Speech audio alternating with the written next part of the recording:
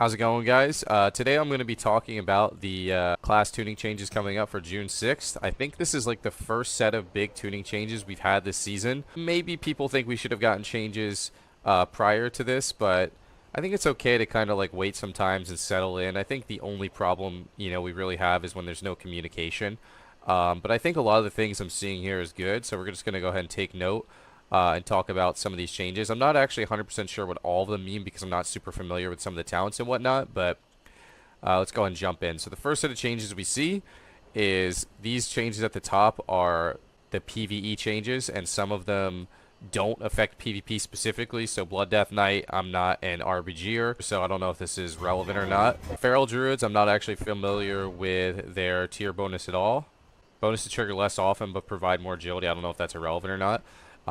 Preservation evokers are getting a 15% damage buff on Disintegrate, and that's actually kind of nice because I've already been playing a build that's more revolved around using Disintegrate for damage and getting mana back from Energy Loop. So this actually kind of like builds into that immediately. I kind of stopped playing around Living Flames since we lost last tier's bonus, which gave you the instant Living Flames.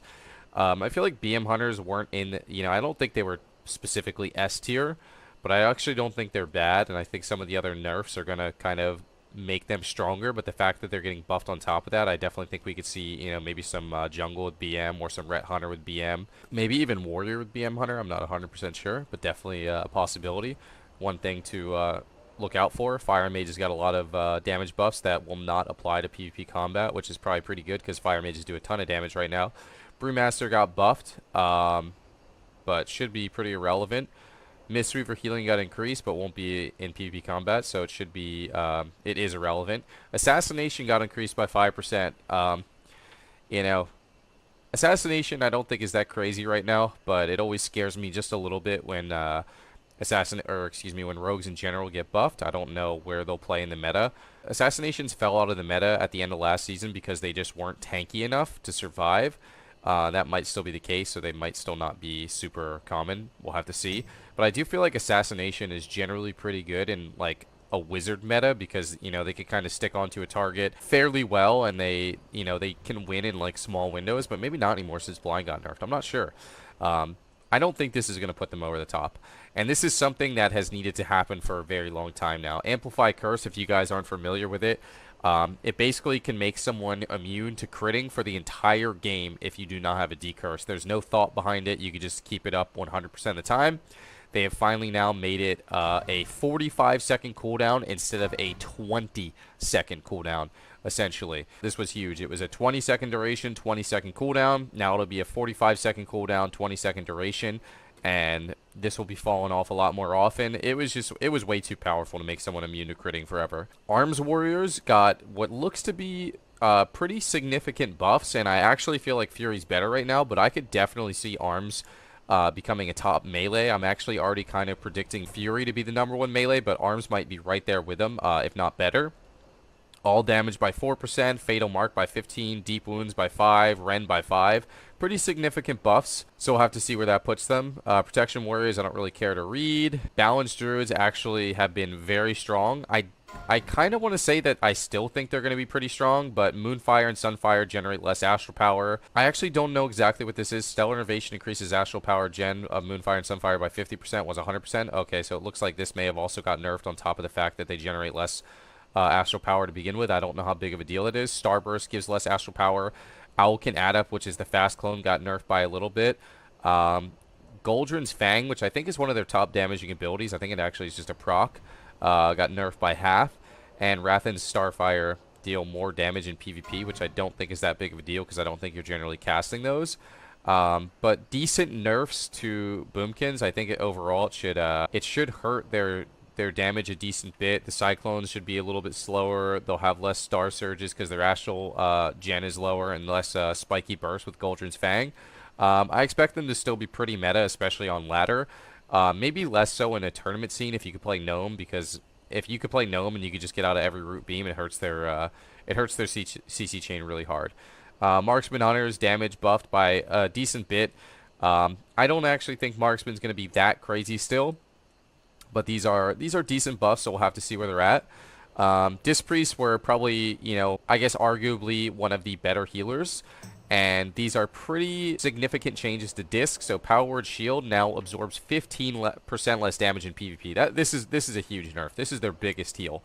Nerfing their biggest heal by 15% is definitely a big deal. Inner Light has now gone to 10% from 15%. So you nerf their biggest heal, which means they're going to have to be more inefficient in general. And then on top of that, you nerf their mana conservation talent when they're already going to have to be more inefficient. But they did buff Atonement Healing, so I don't think Atonement Healing is too great right now, but with the 10% buff to Atonement Healing, I would say maybe instead of playing Inner Light, you just go back to Inner Shadow and you try and make Atonement even more powerful. But I expect overall Discipline to still be pretty good. You still have 2 charges of Pain Suppression, you still have Power Word Barrier, and Shield should still be relatively good, but I think it's definitely going to be more of an factor now, considering that Power Word Shield took such a big hit. 15% on your biggest heal is a really big deal, and we'll talk about that soon because Mistweavers had the same thing happen to them. So Fire Mages, this might sound crazy, but Fire Mages were doing absolutely ridiculous damage in PvP. Ignite was absolutely pumping. Fireballs critting for 150, 170k, things like that. So what Blizzard did is they actually, instead of nerfing their damage, they just made them less tanky. So Glass Cannon was reducing health by 15%. Now it's reducing health by 20%. And then Flame Cannon used to increase health by 3% per stack, but now it's 2% per stack. So basically, if you fight a Fire Mage, you are going to want to attack them because they probably can get bursted down really quickly, considering they're missing 20% of their health. That's a really big deal. Mistweavers also got a fairly big nerf. Soulfang Infusion, which is their 2-piece, is now going to be 75% effective. I've had games where I'm getting like 50k mana back in PvP. Now I'll only get 25k mana back. On top of that, Zen Spheres is going to cost mana. Zen Spheres was 0 mana before. It gets dispelled on enemies all the time, which you would reapply it for no cost. It gets dispelled on party members all the time, which you would reapply for no cost. So once again, you're going to be spending more mana, you're gaining less mana, and on top of that, you're also regenerating less mana. So this is a triple mana nerf to Mistweaver. Now, with that being said, Mistweaver mana is absolutely ridiculous. Is this over the top? It's really hard for me to say, but definitely should notice their mana being like not crazy compared to other healers, maybe even worse than other healers. And this is also what I was talking about. So Disc Priest got a 15% nerf on their biggest heal. Mistweavers also got a 15% nerf on their biggest heal. What kind of worries me about Mistweavers here is that if Enveloping Mist isn't incredibly powerful, you're going to have to hard cast those Soothing Mists to start Vivifying after, and it just kind of opens up your class to getting kicked more. Will this kill Mistweavers? I want to say no. I still think overall they'll be a pretty good healer, but right now they were definitely like S+ tier, maybe the best healer, if not them in Disc Priest. You know, will they still be S tier? I'm not 100% sure. They should still be good, but they might not be S tier. I'll give my predictions on that kind of in a bit here. Whirling Dragon Punch by 80%. I don't think this is the problem with Windwalkers, but a damage buff is probably pretty welcome right now. Now I will say Enhancement Shamans, I'm not super familiar with a lot of these talents, but I'll go ahead and tell you what I think they do. So Forceful Winds, I'm pretty sure, is like when they do that Omega one-shot where they just drop like the Wind Fury or whatever, and you know they have the 5 stacks and they just try and absolutely obliterate you. That got nerfed to 75%. The damage increase to Lava Lash from Ash and Catalyst is now 33% effective in PvP combat. So I'm pretty sure something that was happening was making Lava Lash crit for 200,000+. I'm pretty sure that is what got nerfed right here, and it's only going to be 33% effective. In order to counteract the fact that whatever talent this is got super nerfed, they actually buffed Lava Lash base damage. The physical damage increase from Feral Spirits is now 33% effective. So I guess Feral Spirits could RNG some sort of buff. I think they gave you buffs that increase your physical damage. It looks like that got nerfed to 33% effectiveness. The Fire Frost and Lightning damage increase from Elemental Spirits is now 50% effective. I think that's the same thing from the Spirit Wolves. I could be wrong, but basically I've been Frost Shocked for 100k. I've been Lightning Bolted for 200,000. I think they nerfed that, and at the same time, they also decided to buff Storm Strike and Wind Strike. So it kind of looks like they're taking away from like that elemental damage build.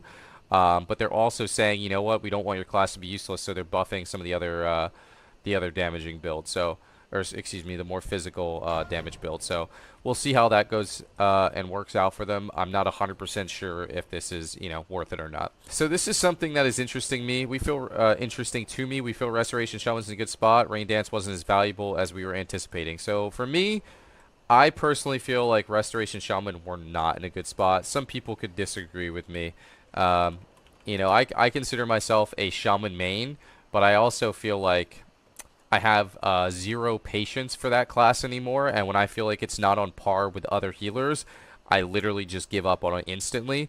And personally, in my opinion, I actually feel like Resto Shamans were the second worst healer. So I would say like Dis slash Mistweaver were here, our Druid, Holy Priest, Evoker were like here, then our Shaman, then Holy Paladin.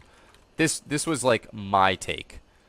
Maybe our Druid, you know, not third, but maybe fifth or something. But yeah, this was like my take on how healers worked, personally. And at the same time, I do feel like Rain Dance isn't that good, but I also feel like these aren't the right buffs. They're good buffs, but the issue with Rain Dance is you have to stand in this area, okay?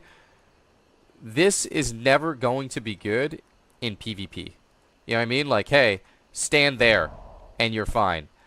If Rain Dance was redesigned to actually put a 10-second buff on someone, then maybe you don't need to continuously buff the healing and you know what I mean? Like, it's always going to be one of those things that's really finicky and people run out of. It's never going to be good in solo shuffle, so on and so forth. But that's just my take. I still personally think that rest of Shamans are going to feel a little bit weaker. But yeah. And this still might not even be used, but we'll see. It will be nice though if it is usable, because then at least our Shaman tier isn't completely worthless, because right now you don't play this talent and your tier is useless. So Subtlety got pretty big nerf. Secret Technique 33% reduced instead of 25. I don't really think that's that big of a nerf personally. Shadow Strike and backstab damage from Weapon Master is 50%. I think that's a pretty big nerf. Flagellation's mastery bonus 80% effective. I think that's pretty decent nerf. And then Dark Shadow also got nerfed again. I don't even know what that is.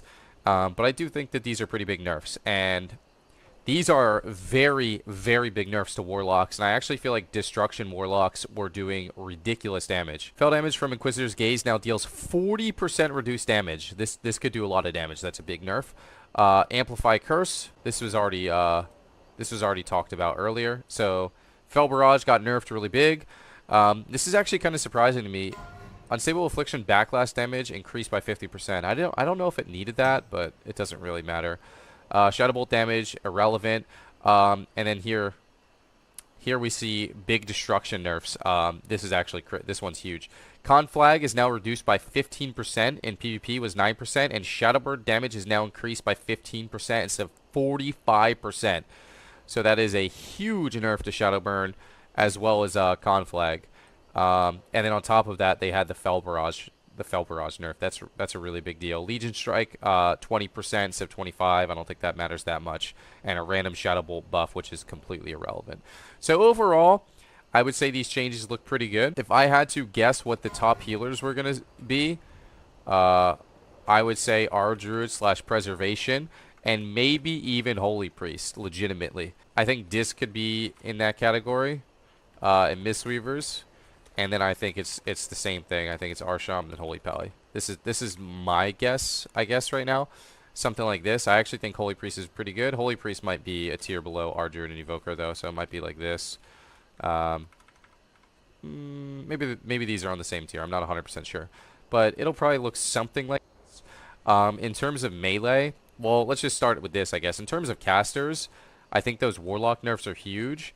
I actually think SP will be the best caster. I still think Boomy will be good. I still think Fire Mage will be good. I still think, I don't even know if Destro is going to be that good, actually. But it might be something like this, followed by some sort of Warlock. Actually, I think Demo is still up here. I don't see any reason why Demo won't be up there. But yeah, I think, oh yeah, Ellie's probably still pretty good.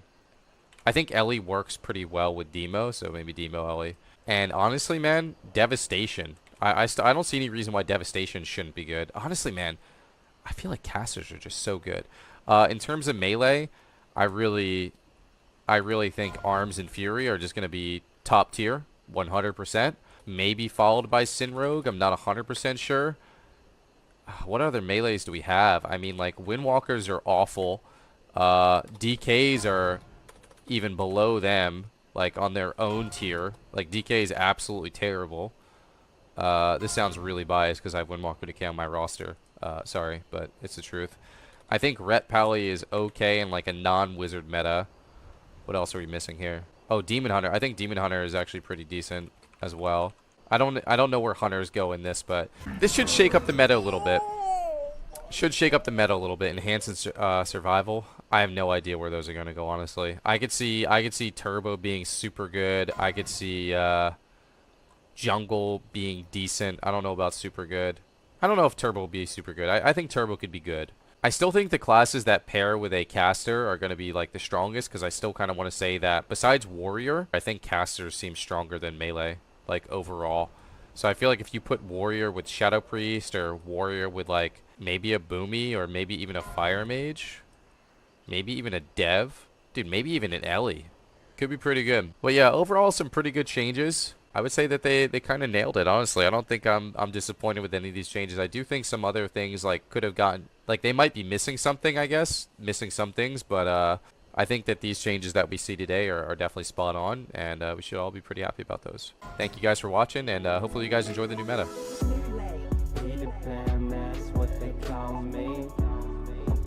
That can never be